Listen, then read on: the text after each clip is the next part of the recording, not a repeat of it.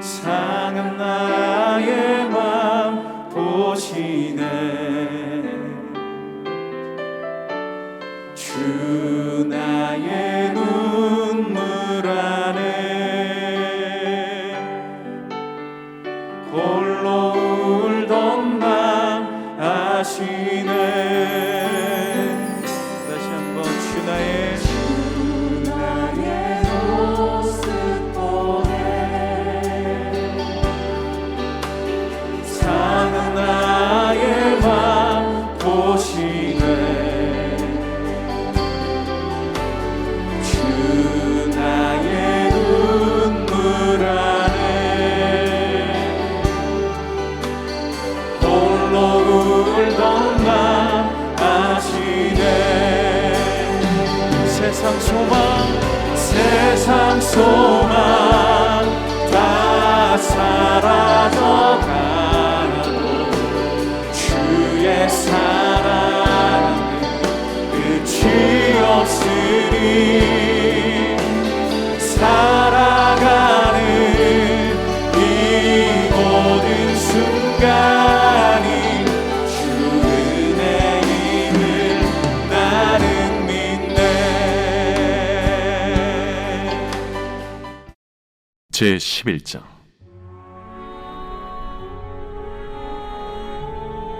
또 내게 지팡이 같은 갈대를 주며 말하기를, 일어나서 하나님의 성전과 제단과 그 안에서 경배하는 자들을 측량하되 성전 바깥 마당은 측량하지 말고 그냥 두라.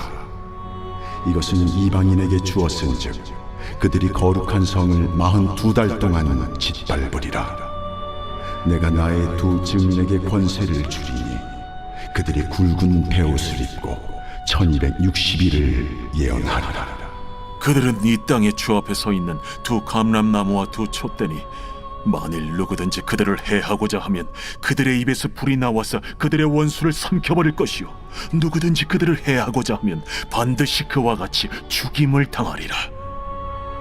그들이 권능을 가지고 하늘을 닫아 그 예언을 하는 날 동안 비가 오지 못하게 하고 또 권능을 가지고 물을 피로 변하게 하고 아무 때든지 원하는 대로 여러 가지 재앙으로 땅을 치리로다.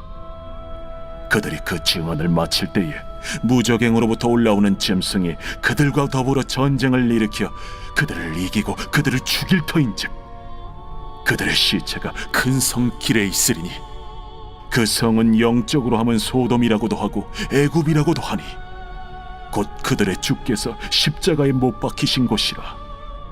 백성들과 족속과 방언과 나라 중에서 사람들이 그 시체를 사흘 반 동안을 보며 무덤에 장사하지 못하게 하리로다. 이 두 선지자가 땅에 사는 자들을 괴롭게 한 고로 땅에 사는 자들이 그들의 죽음을 즐거워하고 기뻐하여 서로 예물을 보내리라 하더라. 3일 반 후에 하나님께로부터 생기가 그들 속에 들어가매 그들이 발로 일어서니 구경하는 자들이 크게 두려워하더라.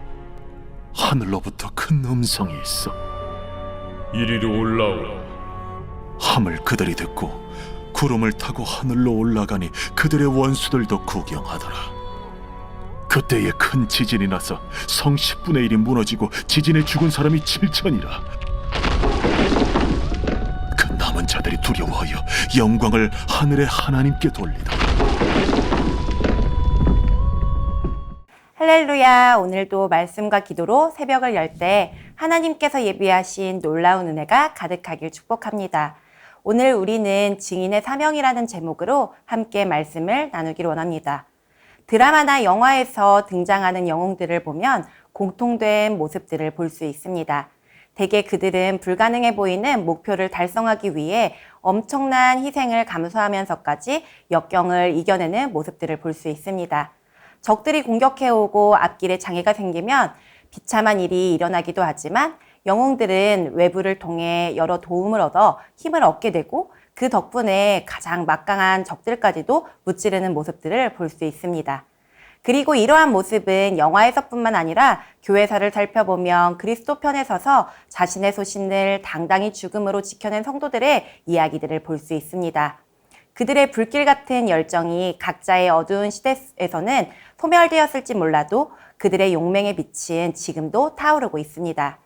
그런데 오늘 본문은 어찌 보면 평범해 보이는 자들이 역경을 극복하고 어려움과 난간을 뚫고 마침내 위대한 일을 해내는 한편의 드라마와 같은 모습의 연장선 가운데 있습니다. 오늘 본문의 이야기는 요한의 등장으로 시작되고 있습니다. 또 내게 지팡이 같은 갈대를 주며 말하기를 일어나서 하나님의 성전과 제단과 그 안에서 경배하는 자들을 측량하되, 요한에게 길이를 측량하는 자와 같은 역할을 하는 갈대를 건넨 것은 아마 천사였을 것입니다. 한 음성이 요한에게 하나님의 성전과 제단과 예배자들을 측량할 것을 지시했습니다. 그런데 이 시점에서 우리가 잠시 멈추고 생각해야 할 것이 있습니다. 요한에게 이 일이 맡겨진 것에는 조금 이상한 점이 있습니다. 그것은 요한이 이 환상을 받을 때는 AD 96년경이었습니다. 요한이 비록 몇 달째 굴 속에서 살고 있긴 했지만 그래도 그는 예루살렘 성전이 25년도 더 전에 로마인들에게 이미 초토화된 것을 잘 알고 있을 것입니다.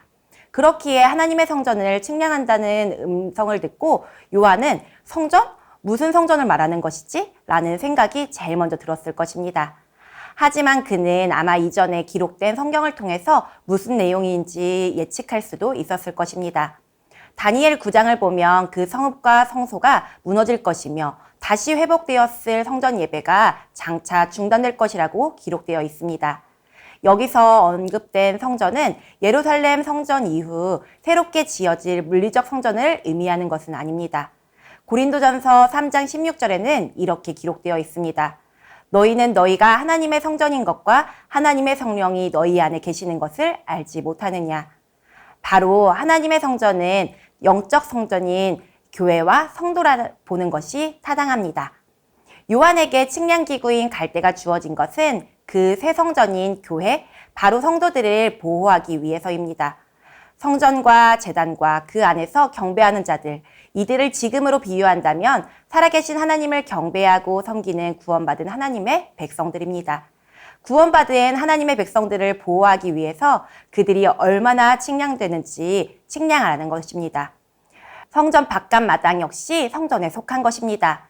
그런데 성전 안에 제사 드리는 제사장들, 즉 하나님의 백성들은 보호하는데 바깥 마당은 짓밟히게 놔둔다는 것은 하나님께서 교회가 이방인들에게 핍박당하는 것을 허락하시는 것을 의미합니다. 하지만 그러한 핍박 속에서 하나님께서 성도들을 지켜주시고 살아계신 하나님의 교회를 무너뜨리지 못하도록 보호해 주실 것을 말씀하십니다. 이 기간은 얼마 동안일까요? 42달 동안 짓밟는다 그랬는데 42달을 일로 바꾸면 1260일이고 연으로 바꾸면 3년 반이라는 기간이 됩니다. 요한계시록에서 42달이라고 나오는 것은 예수님께서 초림부터 다시 오실 때까지의 기간을 말하는데 이는 상징적인 시간을 이야기합니다. 어떤 정해진 타임라인 안에서 3년 반까지의 시간이 아니라 주님이 다시 오실 때까지 교회는 이 땅에서 끊임없이 핍박을 받지만 하나님께서 교회를 보호해 주신다고 말씀하십니다. 하나님은 이방인들에게 거룩한 성을 짓밟도록 허용하실 기간을 미리 제한해 주셨습니다. 그리고 그 고난에도 끝이 있음을 말씀하십니다. 오늘날 교회를 보면 교회는 세상에서 환영을 받지 못합니다. 이러한 상황 속에서 교회는 어떻게 해야 될까요? 3절입니다. 내가 나의 두 증인에게 권세를 주리니 그들이 굵은 배 옷을 입고 1260일을 예언하리라. 바로 증인이 되어야 한다고 기록하고 있습니다. 본문을 보니 하나님의 두 증인이 등장하게 되는데 이 두 증인은 교회, 바로 성도를 상징하고 있습니다. 하나님의 교회는 하나님이 주신 특별한 권세를 가지고 통곡의 복장인 배옷을 입고 1260일 동안 예언을 하게 됩니다. 이때 그들이 입은 배옷은 회개하는 복장입니다. 배옷은 애곡할 때 입는 복장이며 하나님 앞에서 회개할 때 입는 복장이었습니다. 세상은 시집가고 장가가고 즐겁게 살아가고 있을 때 증인인 교회는 배옷을 입고 세상 가운데 회개를 말하고 장사할 때 임을 전해야 합니다. 두 증인이 예언하는 시기가 7년 환난의 전반기인지 후반기인지 그 중간인지에 대해서는 학자들마다 이견이 있습니다. 그러나 언제인가라는 질문보다 누구인가라는 질문이 더 중요합니다. 이번 장에서 중심적 역할을 할 뿐 아니라 요한계시록이라는 무대의 중앙에 서 있는 이 두 증인이 누구인가가 더 중요하다고 할 수 있습니다. 이 두 증인에 대해서 누구인지 여러 의견이 있는데 어떤 학자들은 모세와 엘리야로 보기도 하며 어떤 학자들은 죽음을 보지 않고 이 세상을 떠난 에녹과 엘리야로 보기도 합니다. 그리고 두 증인을 베드로와 바울 또는 야고보와 요한으로 보기도 합니다. 그런데 4절에 언급된 두 감람나무를 통해서 생각해 본다면 이 감람나무는 스가랴 4장 3절에서 14절에 총독 스룹바벨과 대제사장 여호수아를 떠올리게 되는데 이 두 사람은 기름 부은 반잔들을 상징합니다. 그렇다면 본문에 나온 촛대는 무엇을 상징할까요? 촛대는 일반적으로 교회를 상징하는데 요한계시록 2장 3장에 나와 있는 촛대가 에베소에 있는 초대교회를 상징했던 것을 떠올리시면 될 것입니다.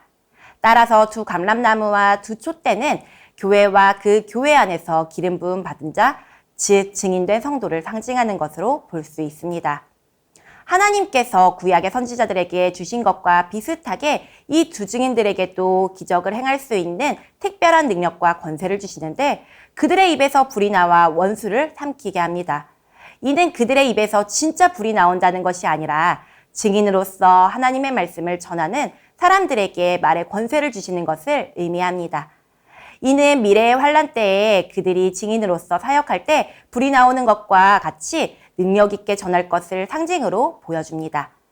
두 증인은 구약의 선지자들이 놀라운 기적을 보이며 이랬던 것과 같이 많은 표적과 기사를 보여줄 것입니다. 그리고 증인들이 하나님의 사역을 감당하는 동안에는 무적의 불사신처럼 어떤 공격에도 해를 입지 않게 될 것입니다. 그러나 사명이 완수되면 하나님께서 보호의 손을 거두시고 적들이 그들을 죽일 수 있게 됩니다. 이 얼마나 놀라운 반전입니까? 요한계시록 10장에서 요한이 먹은 두루마리를 기억하시나요? 그것은 처음에는 그의 입에 꿀처럼 아주 달콤했습니다. 두 증인이 사역을 하며 경험한 승리의 날들과 같았습니다. 그러나 두루마리는 요한의 배 안에서 쓰게 변했습니다. 증언의 때가 끝나고 두 증인은 결국 쓰라리게 패할 것입니다. 증언으로 번역된 헬라어 단어는 영어 단어 순교나 순교자와 어원이 같습니다. 본래 이 단어는 진리에 대하여 공적으로 증언한다는 뜻입니다. 그런데 공적인 증언을 죽음으로 증명해야 할 때가 있습니다. 그래서 미래의 두 증인은 예수 그리스도의 복음을 위하여 순교의 길을 걸어갔습니다. 그들이 그 증언을 마칠 때에 무적행으로부터 올라오는 짐승이 그들과 더불어 전쟁을 일으켜 그들을 이기고 그들을 죽일 터인즉 요한계시록 최초로 짐승이 언급되는 구절인데 적 그리스도라고도 하는 종말의 인물에 대해서는 13장과 17장에서 더 자세하게 설명될 것입니다. 7년 환란의 중간 시점에 완전히 실권을 장악할 이 짐승은 3년 반 동안 단기 사명을 마친 두 증인을 이기고 그들을 죽이게 됩니다. 두 증인이 죽자 세상은 그들을 극도로 경멸하게 됩니다. 그리고 이어 이렇게 기록합니다. 그들의 시체가 큰 성 길에 있으리니 그 성은 영적으로 하면 소돔이라고도 하고 애굽이라고도 하니 곧 그들의 주께서 십자가에 못 박히신 곳이라. 백성들과 족속과 방언과 나라 중에서 사람들이 그 시체를 사흘 반 동안을 보며 무덤에 장사하지 못하게 하리로다. 대중들은 그들의 시신을 예루살렘 거리에 사흘 반 동안 버려두는데 이것은 장례를 신속하게 치러야 한다는 유대 장례 문화에 반하는 행동이었습니다. 두 선지자 때문에 못내 괴로웠던 온 세상은 그들이 죽었다는 소식을 듣고 아예 즐거워하기까지 합니다. 그러나 예물까지 주고받던 흥겨움과 조롱은 갑자기 끝나버립니다.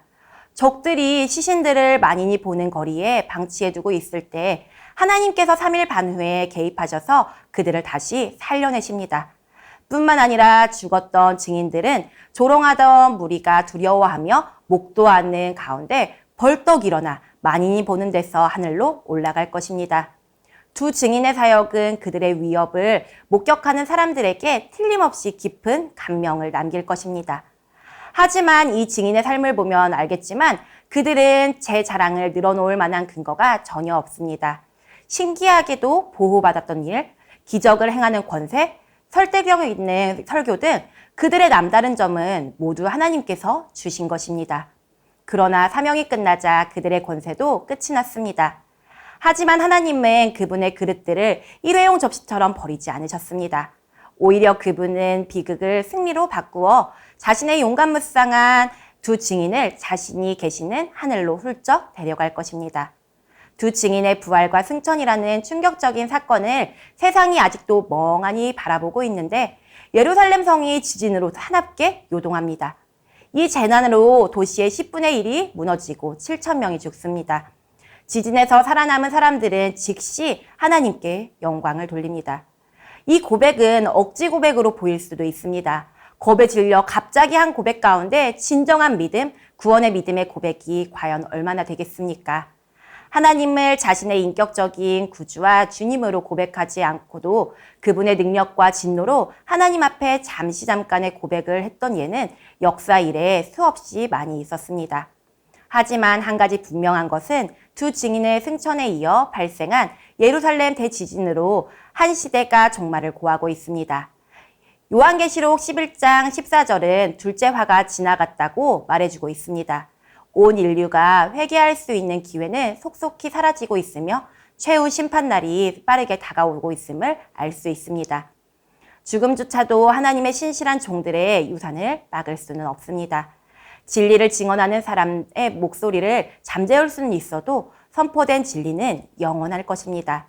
성경에는 다윗 대 골리앗, 엘리야 대 바알의 선지자들, 기드온의 300용사대, 미디안의 수만 병사들을 보면 하나님께서 약자들을 사용하여 그분의 뜻을 이루셨습니다. 우리 하나님은 클수록 좋다, 강자만 살아남는다는 세상의 사고방식을 뒤집기를 좋아하십니다. 세상은 사람의 가치를 결정하는 궁극적 기준을 성공과 성취로 정해놓습니다. 그렇다 보니 우리는 하나님께서 종종 큰 자 대신에 작은 자, 무리 대신에 남은 자를 선택하시는 분임을 잊기 쉽습니다. 참된 영적 능력의 유일한 근원이신 하나님께서는 우리의 약점을 강점으로 바꾸어 주실 수 있는 분이라는 것을 잊어서는 안 됩니다. 그분은 그렇게 주님의 일을 하는 자들을 꼭 기억하십니다. 그들을 다시 살리시는 분이시고 세워주시는 분이십니다. 그분을 신뢰하는 것이 그의 백성의 모습이자 평범한 증인의 자세임을 기억했으면 좋겠습니다. 주님은 곧 오십니다. 하나님은 우리에게 말씀을 먹고 무장하여 세상과 구별된 삶을 살며 증인의 사명을 감당하라고 요구하십니다. 핍박이 따르겠지만 하나님이 주시는 능력으로 담대하게 증인으로서 그분의 복음을 전해야 합니다. 우리는 성령의 능력을 구하며 재림의 주님을 바라보아야 합니다. 또한 증인의 사명을 감당하고 십자가를 지고 주님을 따라가기를 기도해야 합니다. 주님께서 다시 오셔서 그 나라가 이루어지는 환상을 보며 그분의 통치를 꿈꾸는 모든 성도님들 되시길 축복합니다. 들은 말씀을 기억하며 함께 기도하길 원합니다. 세상의 방법을 모두 뛰어넘어 일하시는 능력의 하나님을 바라보도록 인도하옵소서. 아멘. 우리를 하나님의 증인으로 부르심을 기억하며 사명을 감당하도록 인도하옵소서. 아멘. 이어서 미래준비팀 여름캠프 금요비전 기도회 농촌 선교를 위해서 기도하겠습니다. 7월 19일, 20일 유치부 여름캠프를 통해 유치부 어린이, 교사, 부모님 모두 사복음서를 통해 예수님을 깊이 알고 믿고 사랑하게 하시고 말씀 따라 살게 하소서. 아멘.